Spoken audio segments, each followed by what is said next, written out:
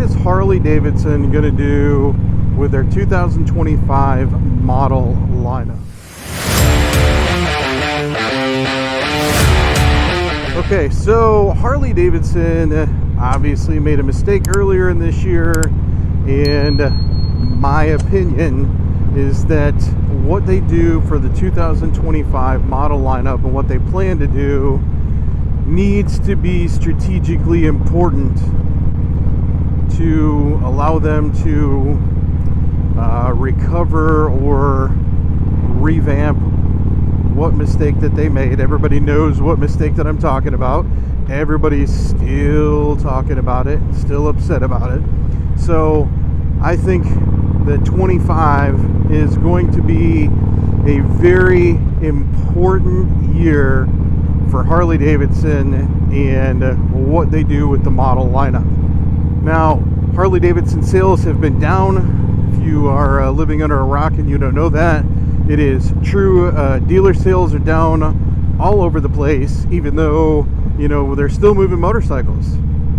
And I think what they're going to do with the 25 lineup is going to have a huge impact on what kind of draw and revenue recoup that they get from the damage of this year in 2024. So let's talk about my predictions. They're strictly my predictions. They could be completely outlandish to some people in what they think, but they are strictly mine. Yes, I do work in the Harley Davidson industry. No, I do not get any insider information. Harley Davidson usually keeps that pretty safe and secure. And, you know, it's kind of like Apple, how quiet they are about everything until it comes out. Now, there may be some things that get leaked. And at the filming of this video, it is October of 2024. And I just want to kind of like put my predictions out. I've done it before. And sometimes I'm right, sometimes I'm wrong, but this is kind of what I think with the knowledge that I have of working in the Harley Davidson industry and what I think.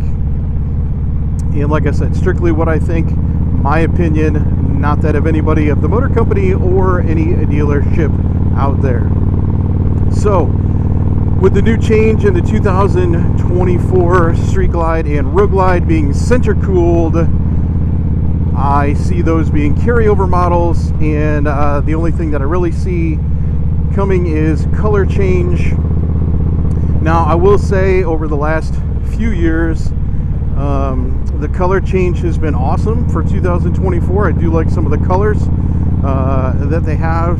The only one I don't like is Atlas Silver, just because I'm not a silver fan, but that's just me. But the colors were pretty good. It was a nice refresh, and the colors have been pretty popular. So I definitely see a color change for 25, but the Street Glide and Road Glide models, as we know them on the 24 Skyline OS models, I think those will carry over without any changes to them.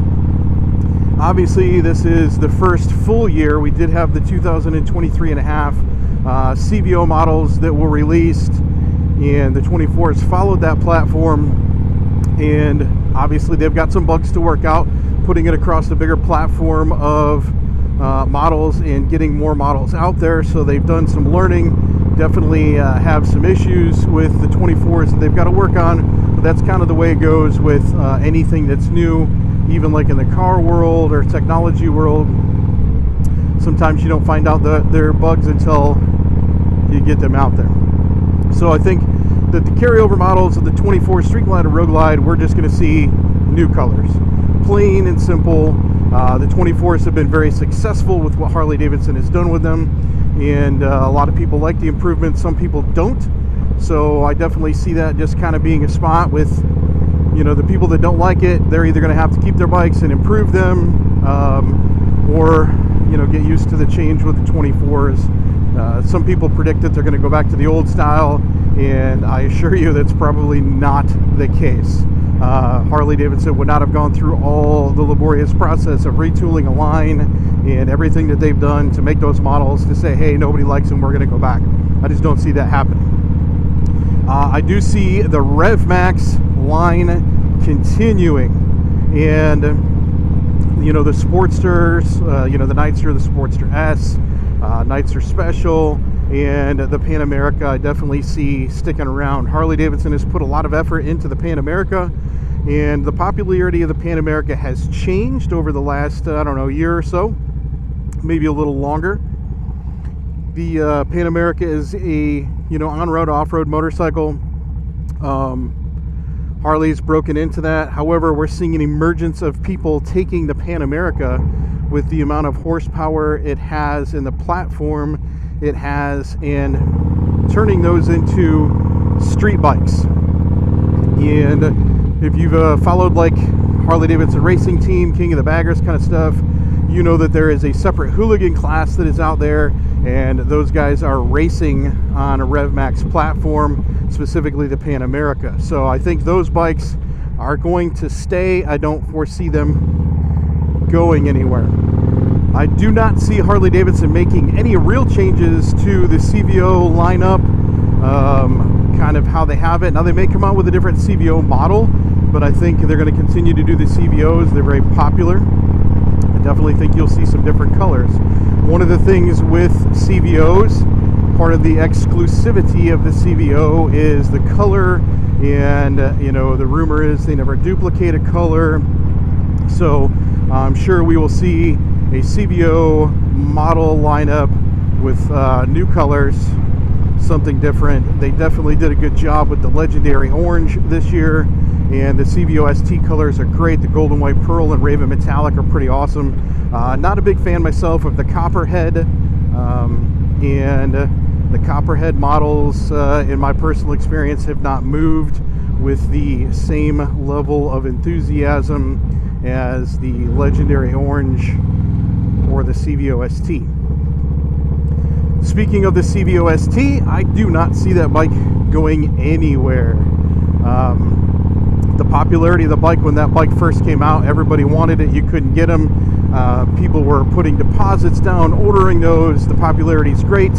Now the big thing is this time of year, you definitely see CVO STs sitting at dealers, and they've kind of cooled off a little bit. And I don't think that is because of the bike or the popularity of the bike, because it's a pretty badass machine. I just think it's, you know, economy with the pending election, people a little uneasy, which is why the sales have slowed down overall for Harley Davidson. So I definitely see the CVO ST staying around. Might they add a CVO Street Glide ST?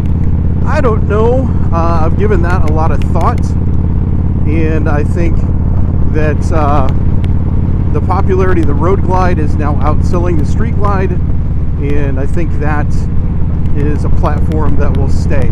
I don't know how well the CVO Street Glide ST would do, but I'm sure there is a demand.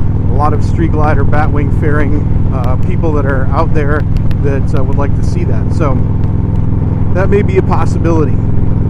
All right, now to talk about things that I think will be gone from the lineup, or eliminated or halted, however you would like to phrase that. I think the first thing that we're going to see as a change for 2025 is I don't think that you will have a traditional ultra limited or Road Glide limited model.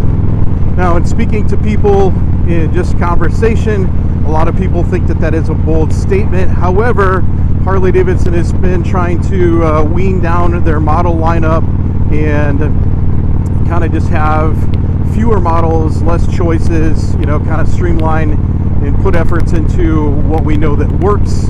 And I think that is one of the things that people like, is the limited. However, with the 24 Street Glide and Road Glide being center cooled, their accessory packages that Harley Davidson has, I do not see a true need for an ultra limited or a Road Glide limited. Now, you can get a tour pack and put on a Street Glide and Road Glide. You can put rear speakers on it, you know, put some lights on it, have the same features as a limited. I think the only thing that people might have issues with, and I don't know how Harley Davidson will try to figure that out, is lower fairings. the lower fairings on the traditional Ultra Limited or Road Glide Limited were with the old style engine guard, and that was their mounting point. So I think Harley Davidson needs to be able to have some way to put lower fairings on motorcycles, and if they can do that, like I said, I think that will be a successful phase out of the Limited. And I'm a big fan of the Ultra Limited and the Road Glide Limited. Don't get me wrong, I don't want to see them go. I just don't think that there is a necessity for those when you have excellent touring models with the Street Glide and Road Glide. And previously with the Rushmore bikes, the Limiteds were liquid cooled, and like I said, with the center cooling of the 2024 models, I just don't see that being a need anymore to have the cooling system in the lower fairings. Obviously they've worked around that, but I know a lot of people do complain about having the lower fairings not on the motorcycles. They wish there's a way. The chopped engine guard looks nice, however it does limit your ability to accessorize the motorcycle. So if they can figure that out, I think that would be a successful transition. I also see, and this is kind of like a weird thing for me personally, but I see the Softtail standard going away. It is the only 107 motor left in the Harley Davidson M8 lineup, and I mean, the Softtail standard is a cool bike, but it is very similar to the Street Bob. The pricing is very similar to the Street Bob, and you get so much more with the Street Bob that it's just too close. It is a good entry into the Softtail lineup for riders that don't want to go with a Sportster or Rev Max motor. It is a good option.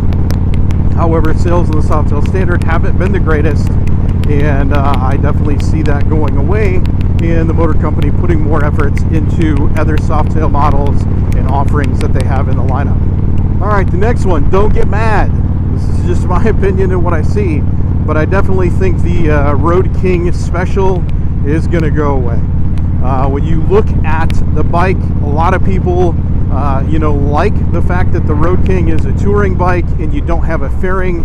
That is a fantastic thing for a lot of people. However, when you look at the price point and what you get on the motorcycle, it is damn near that of a Street Glide or a Road Glide, and at that point, why wouldn't you just go to a bike with a fairing and a radio, because you get more amenities in that case. So I just foresee the Road King Special disappearing. The sales of the Road King have not been as good as they have traditionally, and there's a reason why, which brings me into my next point, which is models that I think may return, or what we might see as new models. Now, I think if the Road King Special does go away, I think Harley Davidson absolutely has to have a reemergence of the Road King Standard, or the Road King Classic model that we know it. People really have missed the Road King since the Road King has disappeared. A lot of people do not like the Special. They do not like the ability to only have a blacked out motor. They, like the bike that's stripped down, but they just don't like the options that they have.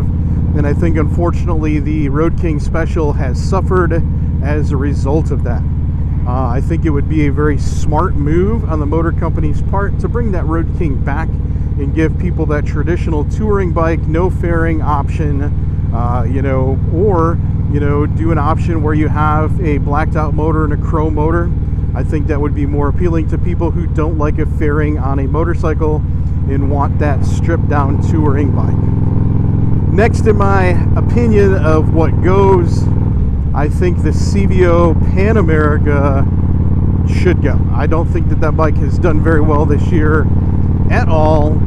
It's a cool looking bike. The Pan America segment of Harley Davidson continues to grow, and I think the CVO Pan America, as cool of an idea as it was, and I love the black and orange look, I just think that it hasn't done very well.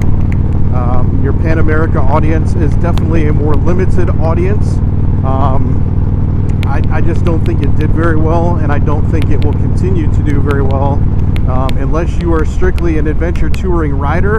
A lot of people do not want the hard bags on the Pan America. Like I said, a lot of people have emerged into this street style Pan America, and if you check those out online, there are lots of cool bikes that are out there. But I think the CVO Pan America, just like I said, just wasn't as successful as they thought it would be or what it needed to be, and I think that one will be one to go. So segueing into what I think may come out or what other changes may be, I think Harley Davidson really needs to do something to revamp and freshen up the Softtail lineup. Yes, the biggest segment of Harley Davidson riders out there are touring motorcycles. The touring culture is huge and the market is huge, and they've always capitalized on that. However, I think you need to spend some time and effort in doing some different things in the Softtail lineup. Now, the Lowrider ST has been fantastic since it came out. I know in my personal experience, we just don't have used Lowrider STs that are out there. It's very infrequent because a lot of people love that motorcycle. The fact that you can take the bags off, you can put the bags on, you have a fairing, gives you an option, and a lot of people have really gotten into making a performance motorcycle out of the Lowrider ST, and has been a lot of fun checking out what people have done. So I think that bike will definitely stay. The Lowrider S is a great motorcycle. I think that one definitely needs to stay. I don't see the Fat Boy going anywhere because it's a classic motorcycle. That just probably won't go anywhere. I have mixed feelings on the Breakout. The Breakout's a cool bike. It's a bike with a big fat back tire and a raked front end, and I think there is some popularity with that. But I think Harley Davidson needs to do something different in the Softtail lineup. Maybe do a refresh, some different paint, some different layout. A new model would be great. One of the things that I would love to see the motor company do is come out with a Dyna style Softtail. Plenty of people were really pissed off when Harley Davidson decided to eliminate the Dyna models, and the Dyna models are its own subculture of Harley Davidson, and it is thriving. Used Dynas really don't hang around much in the used marketplace. The ability to accessorize and customize Dynas is off the chart. People are doing all kinds of stuff. You have the popularity of Thrash and Supply that makes a specific accessory lineup for Dyna models, and you have the East Coasting guys out there stunting. So there's popularity specifically like with the younger crowd, often referred to as Dyna Bros.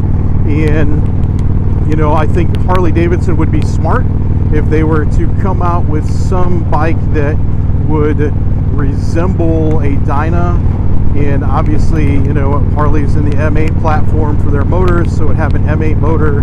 But I think they would be really smart to come out with something that is Dyna-esque. And a lot of people have gotten into performance, whether it be baggers or Softtails, and the performance aspect of it is a huge market thing. When you look at Harley Davidson's racing subculture, that's why they came out with the Road Glide CVO ST. I just think that there is a subculture of performance folks out there, and like I said, I think Harley Davidson would do really well if they did something that was very Dyna-esque and brought that to the lineup. That would be a certainly well-received new idea, and like I said, I think it'd be super popular, generate a lot of revenue for the motor company.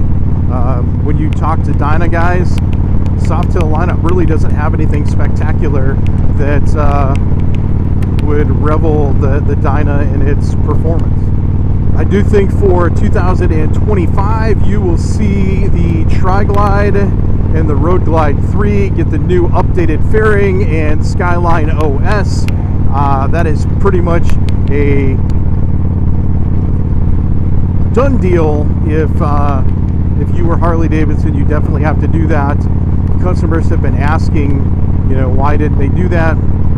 And obviously there's a strategic plan with what it is the motor company is trying to do. And obviously, you have supply issues where you got to get rid of stuff. That's why I think they didn't change the Ultra Limited and the Road Glide Limited and the Tri-Glide and RG3 fairings this year. I think it was kind of like, let's just kind of ease people into the new style. But now that they're out there and they have been successful with it, I see that carrying over to the three-wheel motorcycles in the lineup. Okay, next thing, I definitely see the Icon and Enthusiast collection models to continue. They have been very popular in the last few years. People are excited about, what Harley Davidson is going to bring out. This year they had the Hydra Glide, which was a pretty awesome looking motorcycle. And then you had the Tobacco Fade Enthusiast collection, and the color was awesome. I really love it. If they had made Tobacco Fade Road Glide, I would probably be sitting on top of that right now. But they didn't, so it is what it is.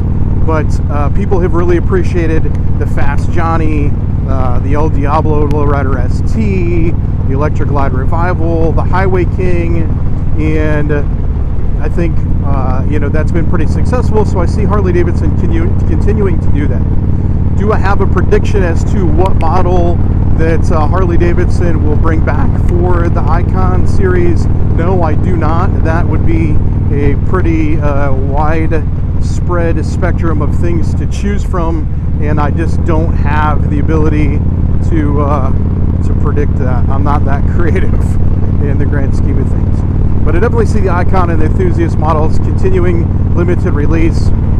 One thing I am disappointed about is we did not have a mid-year model release for 2024. The Icon and Enthusiast were earlier in the year. Maybe that was Harley Davidson's mid-year release for us. But everybody had anticipated some kind of bike with a different paint color, like they did with the Arctic Blast a few years ago, and it just didn't happen. So it kind of just, lets you know that Harley Davidson is definitely changing things up and not being very patternistic in what they're doing. And I think that is a good strategic plan, just to keep people guessing and keep people interested. One thing that I do question, and I have yet to see, is with Harley Davidson pushing the Pan America lineup 2 years ago, they actually started to put out part and accessory numbers for a Pan America 975, which I was pretty excited about, being a shorter rider myself, which would have given me a different option. And I think if you go to a 975 Pan America, you're going to be able to compete with other adventure touring models, and you're going to be able to get yourself in a new marketplace with smaller riders and female riders that want to get into adventure touring.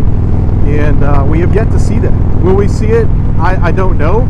I think strategically, if Harley Davidson is going to continue to go in the Pan America direction with what they're doing, I think that would probably be a great option for them to have more than one model size and model height. Even with the adaptive ride height on the Pan America Special, it is still tall. I'm on my tippy toes with a reach seat, and I'm 5'6", so it does make it difficult, and it limits your audience that you're targeting to. Now, one thing I definitely foresee ended up happening in 2025 with inflation and how things are going with the touring models and pricing. Harley Davidson entered those models into the lineup with a great price point, which made it extremely attractive when customers are considering, getting a new motorcycle and going between a 23 and a 24 model. So that really helped the introduction of those models. However, it hosed every single dealer out there because they dumped a bunch of inventory at the tail end of 2023 with 23 models, and you know, with the price point of the 24s, it just absolutely killed the dealers having all of that extra inventory on the floor. Harley Davidson did put out some incentives. However, I don't think that helped what they were trying to do, other than getting people to switch on to the 24s, which, like I said, at the price point they did, made them very attractive for people to switch. So I do see a price increase coming for touring models, you know, $1,000, $2,000. I definitely see that happening. And like I said, if they do get rid of the limited, I think that will help capture some of the other market, in the fact that people won't have that as an option. They'll strictly be going to a street glide or road glide and adding packages to make the bike how they want. I think it would be smart of Harley Davidson, in an attempt to get more younger riders, newer riders, or getting people who are in another marketplace jump to Harley Davidson, by decreasing the price of entry-level models such as the Nightster and the Nightster S, make them a little more comparable to the previous good old-fashioned Sportster that we all love and miss. And I think the Softtail lineup, if they don't do a revamp and freshen some things up, I definitely think changing the price point on the Softtail models would be an advantageous strategy for Harley Davidson. I mean, some of the Softtail models are damn near as much as a street glide or a road glide. And yeah, I know a lot of people don't want a street glide or road glide. They want to stay on a Softtail model. However, when you look at bang for your buck, that tends to be a rational concern with people. And when people think rationally about buying a motorcycle, they change their mind. It's probably keeping a lot of people on their current motorcycle instead of making a switch to a new model, or jumping from a metric or something else over to Harley Davidson. So I think that is kind of limiting on what they're doing. So I definitely think that they need to have a change in their price point on the Softtail models and the Sportster models for 2025.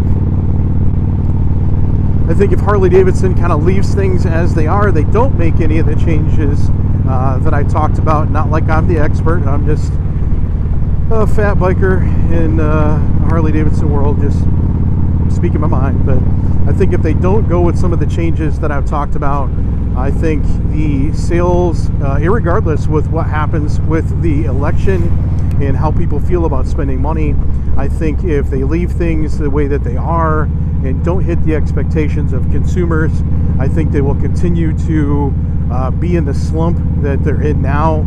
And especially after the whole gone woke situation this year, I don't think that will be very good for the motor company. I don't want to say it will be unrecoverable, because Harley Davidson has done some super good recovering from things in the past, but I definitely think this situation is damaging, and I think it's not going to make things any better whatsoever if they don't make some changes and come out with some new things and hit those consumer expectations. So just my predictions for 2025. I know it's ahead of the game, and I know people are going to jump on social media when the 25 models roll out, as always, but I definitely like to call my predictions. I've called a few before and was correct on them, so I just want to put it out there just to get your imagination going. Tell me what you think. Leave a comment down below. Do you agree? Do you think some of my ideas are good, or do you think I'm full of shit? Either way, let me know. I appreciate your comments and feedback. As always, I thank you for tuning in, whether you're new or returning. I super appreciate you, and thanks for stopping by. Definitely more good content to come, and a bunch of ideas and things that we're going to put out. As always, make the most of your life. You only get one chance at what we do. There's no test ride in life. Have fun riding motorcycles. Be safe. And premise of the channel is we appreciate people of service in the military and first responders helping to protect us and keep us safe and give us the ability to be out riding free.